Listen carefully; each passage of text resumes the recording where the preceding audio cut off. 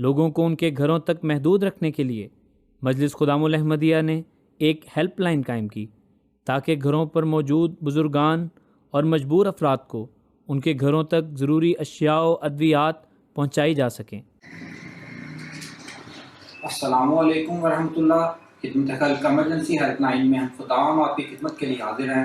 آپ فرمائیں ہم خدام آپ کی کیا مدد کر سکتے ہیں؟ خلق کے کام کرتے رہو، کام آتے رہو، تم مسیحا بنو، ہر دکھی کے لیے دل لبھاتے رہو، غم بٹاتے رہو، تم مسیحا بنو، ہر دکھی کے لیے دل لبھاتے رہو، غم بٹاتے رہو۔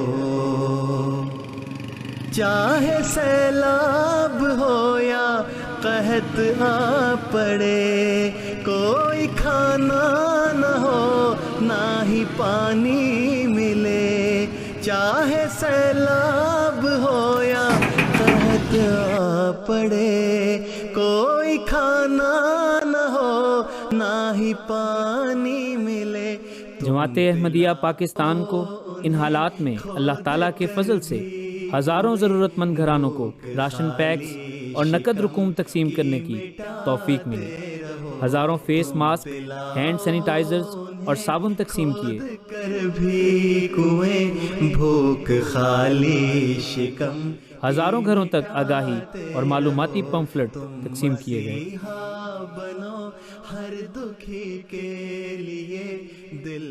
مصافحہ نہیں کسی سے کرنا، منہ سے سلام کر سکتے ہیں۔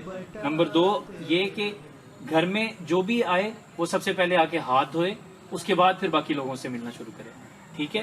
اور اس کے علاوہ حکومت کی طرف سے جو بھی ہدایات آ رہی ہیں وہ آپ کے سامنے ٹی وی کے ذریعے بھی آ رہی ہیں یا اور ذرائع سے بھی آپ تک پہنچ رہی ہیں، ان پر آپ نے یقینی طور پہ عمل کرنا ہے، ٹھیک ہے؟ اس کے علاوہ یہ جو ہدایات آپ کو دی ہیں اس کو اچھی طرح پڑھیں، گھر پر ہر ایک کو بتائیں تاکہ جو بھی کوئی بھی اس سے خدا نخواستہ افیکٹ نہ ہو۔ رہائشی کالونیوں کو کلورین ملے پانی سے دھویا گیا۔